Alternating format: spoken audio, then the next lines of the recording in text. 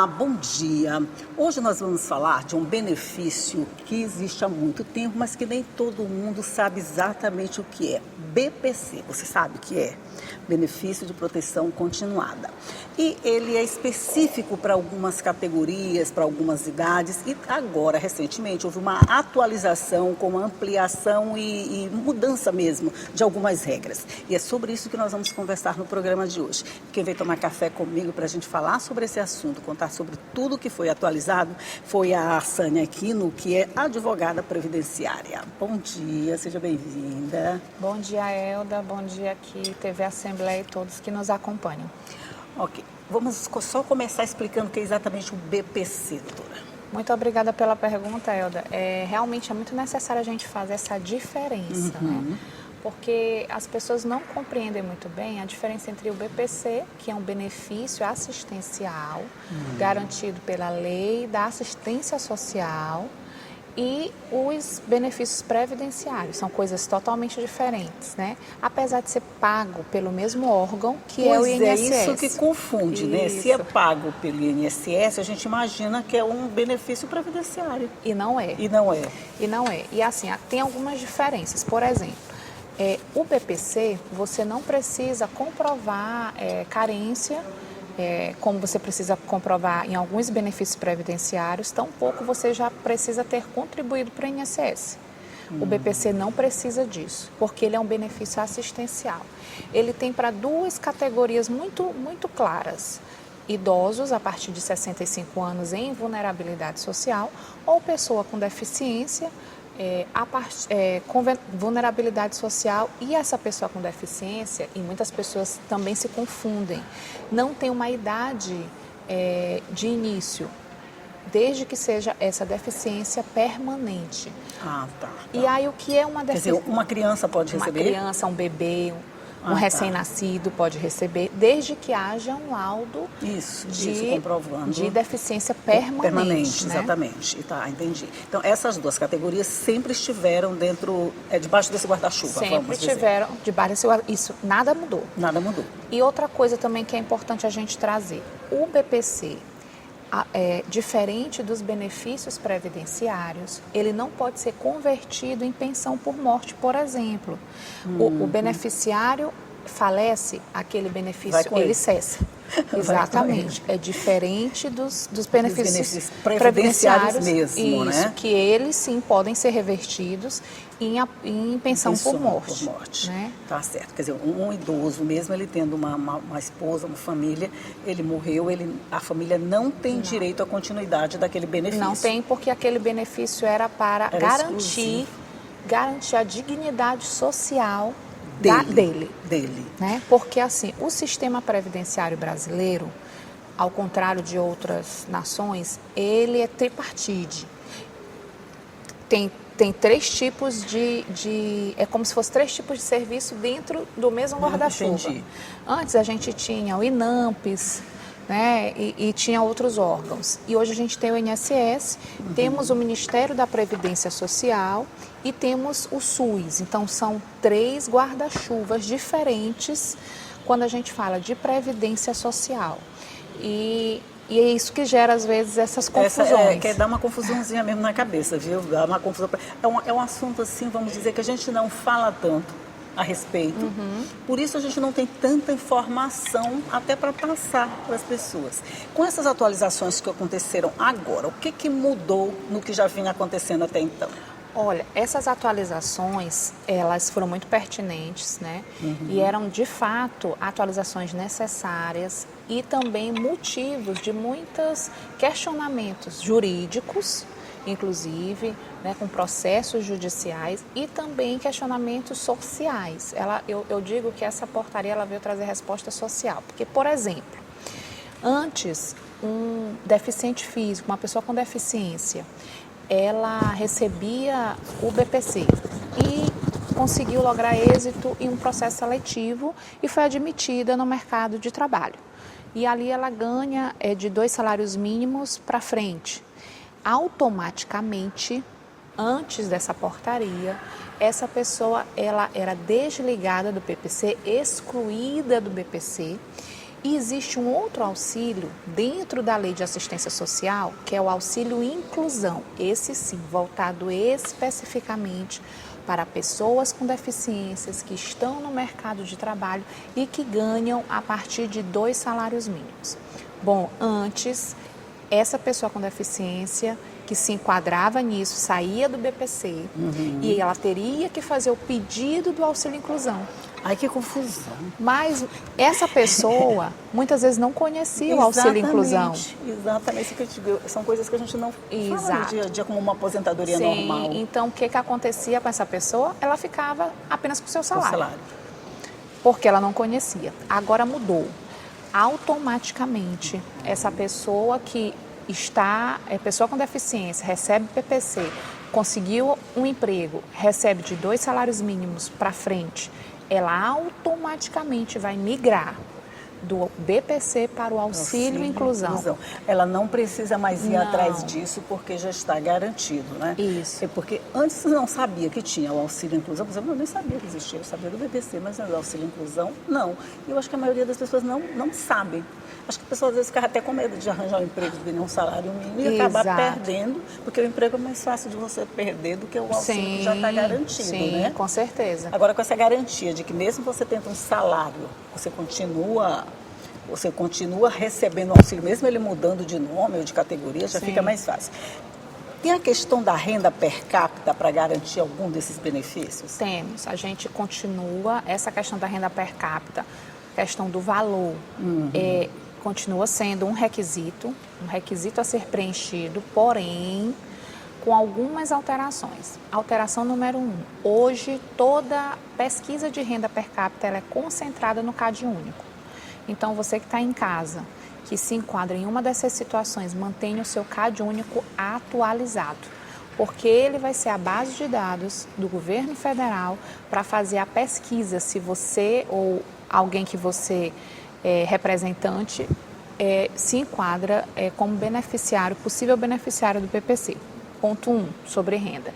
Ponto 2, sobre renda, é que antes, muitas rendas que a gente não vê natureza laborativa, elas eram enquadradas como renda e impediam o acesso ao benefício. Por exemplo, bolsas de fomento a ensino, bolsas de pesquisas acadêmicas, esses auxílios, auxílios contra a evasão escolar, tudo isso, muitas vezes, era considerado como renda e isso impedia o auxílio. Por exemplo, o pé de meia. Por exemplo. Com relação a alunos, essa coisa de evasão escolar e toda essa coisa. Se a pessoa recebesse esse tipo de benefício, ela poderia ser excluída. Poderia impedir. Um outro exemplo, muitas pessoas com deficiência também conseguem lograr êxito e serem aprovadas em universidades, faculdades. E alguns programas da CAPES e de outras bancas de fomento têm bolsa de pesquisa científica, PIBIC e tal. E muitas vezes eles eram prejudicados porque eles não tinham acesso ao BPC, porque recebia uma bolsa de iniciação científica que às vezes é R$400. Exatamente, isso que eu ia dizer, parece o nome é pomposo, bolsa de iniciação científica, a gente pensa assim, isso é uma coisa muito especializada, quem recebe muito. Às vezes é muito pequenininho. R$400. R$400, vamos pegar os R$400. É o quê? Menos que um terço do salário mínimo, né? Isso. Menos que um terço do salário mínimo. Recebendo isso, tu automaticamente saía do outro. É porque tu ia fazer uma soma, né? Aí podia somar com outras rendas e você poderia sair do enquadramento necessário para a renda per capita. E hoje isso não existe mais. Outra coisa que é interessante nesse ponto de renda, que eu acho que é importante a gente trazer, é a questão que hoje algumas despesas podem ser deduzidas. Como assim, Sânia? Que história é essa? Pois é. Vamos deixar essa história para o segundo bloco, porque eu acho que ela é um pouquinho comprida. A gente vai só fazer um intervalinho aqui, vamos tomar um café amargo, vamos continuar sobre esse assunto, que ele tem muitos detalhes que a gente precisa tomar conhecimento. Já a gente volta logo.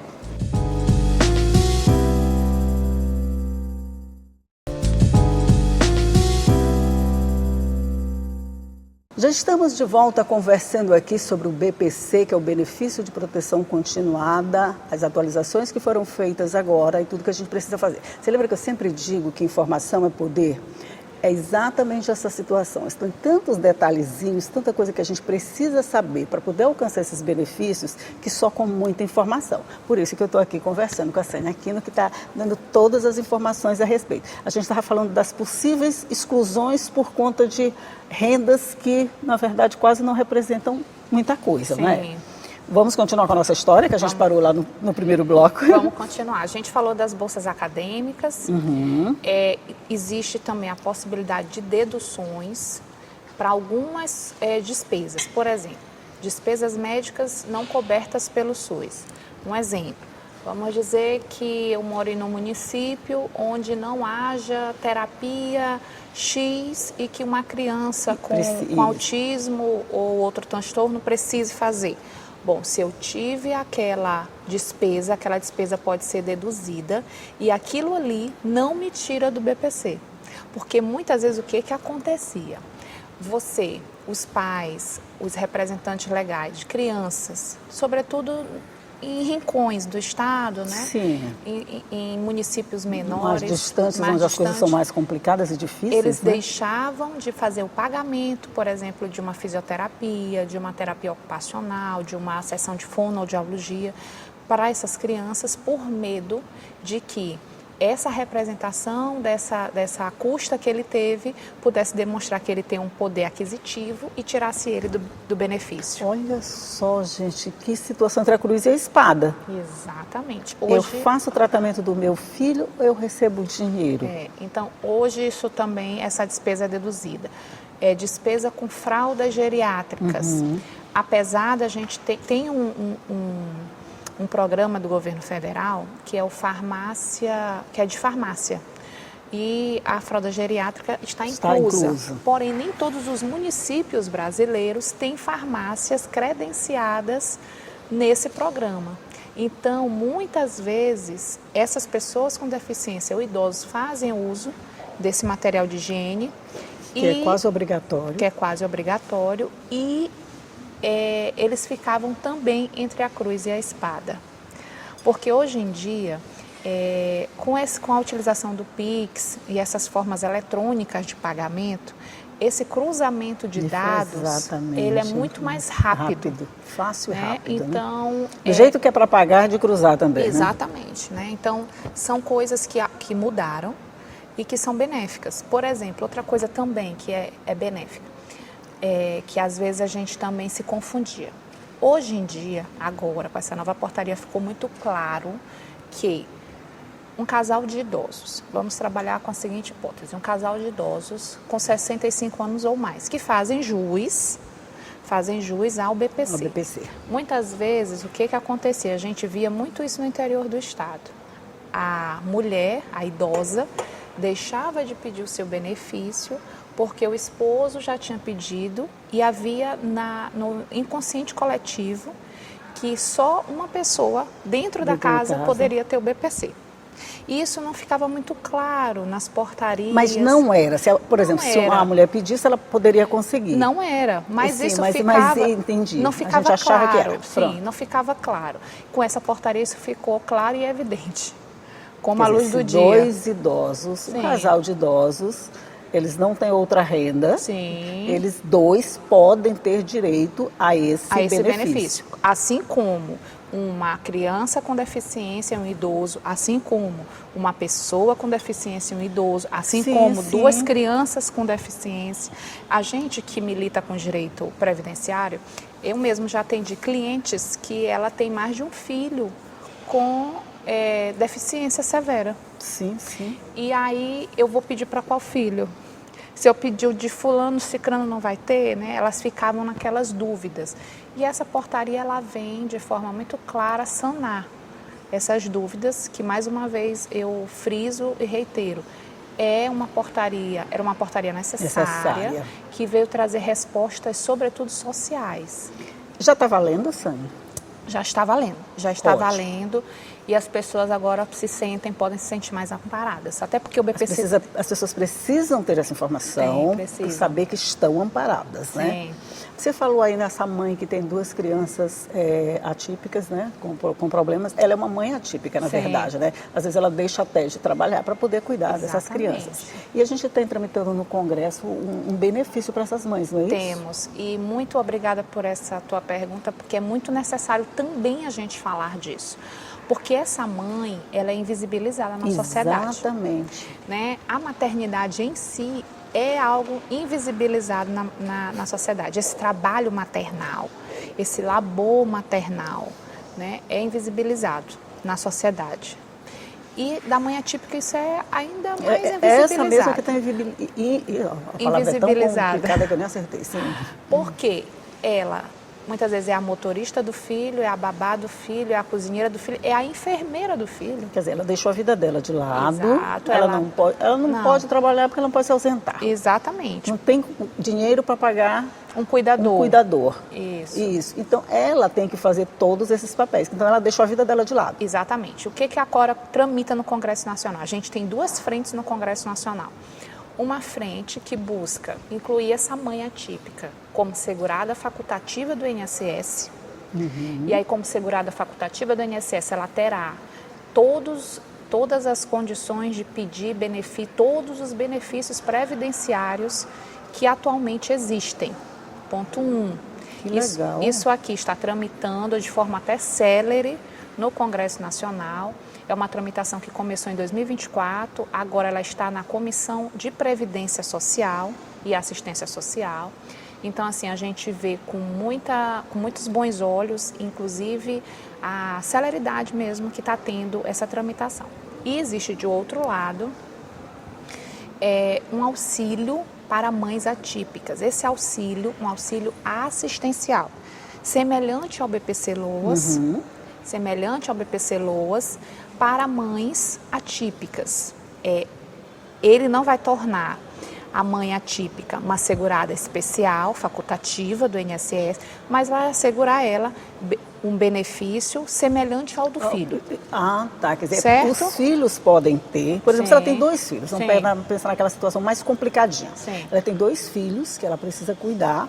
Por conta disso, ela não tem mais nenhuma renda, né? Então, ela também pode ser beneficiada, né?